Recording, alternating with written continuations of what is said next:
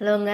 சேப்பங்கிழங்கே வேண்டாம், குழ குழான்னு இருக்கும், வேண்டாம் எனக்கு அப்படின்னு சொல்றவங்களுக்கு நம்ம தாபா ஸ்டைலில் சேப்பங்கிழங்க வச்சு ஒரு கிரேவி செய்ய போகிறோம். இது சப்பாத்திக்கு, பூரிக்கு, தோசைக்கு சூப்பராக செட் ஆகும். ஃபஸ்ட்டு நான் ஒரு 6-7 சேப்பங்கிழங்கு எடுத்திருக்கேன். அதை நல்லா வேக வச்சிருக்கேன். அந்த வெந்த சேப்பங்கிழங்க தோலை உரிச்சிட்டு எவ்வளோ சின்ன சின்ன பீஸாக கட் பண்ண முடியுமோ அந்த அளவு கட் பண்ணி வச்சுக்கோங்க. இந்த சேப்பங்கிழங்குக்கு தேவையான உப்பு கம்மியாகவே போட்டுக்கோங்க. கொஞ்சமாக காரத்தூள், கொஞ்சமாக தனியாத்தூள், கொஞ்சமாக கரம் மசாலா தூள் போட்டு துளியோண்டு தண்ணி தெளித்து அதை அப்படியே நல்லா பெசர்ன மாதிரி ஒரு 5 நிமிஷம் வச்சுருங்க. கொஞ்ச நேரம் அந்த உப்பு காரம்லாம் ஊறட்டும். இப்போ நம்ம ஒரு வானொலி எடுத்துக்க போகிறோம். அந்த வானொலியில் கொஞ்சமாக எண்ணெயை விட்டுட்டு ஊற வச்சுருந்தோம் பாருங்க 5 நிமிஷம், அந்த சேப்பங்கிழங்கை போட்டு நல்லா ஃப்ரை பண்ணி எடுத்துக்க போகிறோம். அப்படியே தட்டை போட்டு மூடி சிம்மிலேயே வச்சிங்கன்னா எல்லாம் ஒன்று சேர்ந்து கரம் மசாலாலேருந்து எல்லாம் ஒன்று சேர்ந்து அது நல்லா ஃப்ரை ஆகின்னு இருக்கும்.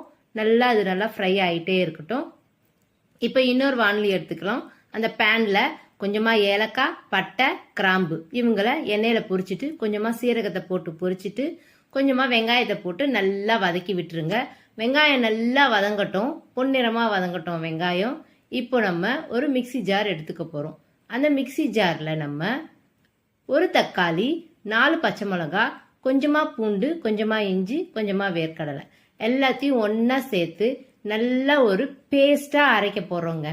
நல்லா திக்கு பேஸ்ட்டாக அரைச்சிடுங்க. வெங்காயம் வதங்கினதும் அந்த பேஸ்ட்டை இதில் விட்டு நல்லா வதக்கி எடுத்துருங்க.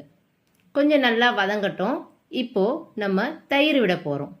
இவங்க நல்லா வதங்கி ஒன்று சேர்ந்தவுடனே தயிர் விட்டு அவங்களையும் ஒன்று சேர்த்து நல்லா வதக்க போகிறோம். தயிர் இந்த அரைச்ச விழுது எல்லாம் ஒன்று சேரட்டும். இப்போ நம்ம இந்த கிரேவிக்கு தேவையான கம்மியாக உப்பு போட்டுக்கோங்க. அதுக்கப்புறமா காரத்தூள், தனியாத்தூள் இவங்களை போட்டுட்டு நல்லா ஒரு பெரட்டுன்னு பெரட்டி விட்டுருங்க. நல்லா அந்த காரம், உப்பு எல்லாம் இதில் கிரேவியில் நல்லா சேரட்டும். இப்போ மிக்சி ஜாரை அலம்பி வச்சிருக்கிற தண்ணியை விட்டு நமக்கு எவ்வளோ கிரேவி வேணுமோ அந்த அளவு கிரேவிக்கு ஏற்ற மாதிரி தண்ணி விட்டுட்டு நல்லா கொதிக்க விடுங்க. இந்த கேப்பில் பார்த்தீங்கன்னா நம்ம சேப்பங்கிழங்கு தனியாக வேக வச்சுருக்கோம் இல்லைங்களா, அந்த ஃப்ரை பண்ணி வச்சுருக்க சேப்பங்கிழங்கு அது நல்லா ஃப்ரை ஆகிருக்கும். நல்லா கொதி வந்ததும், அந்த கிரேவி கொதி வந்ததும் இந்த சேப்பங்கிழங்கை போட்டு இன்னும் நல்ல ஒரு கொதி வர விடுங்க.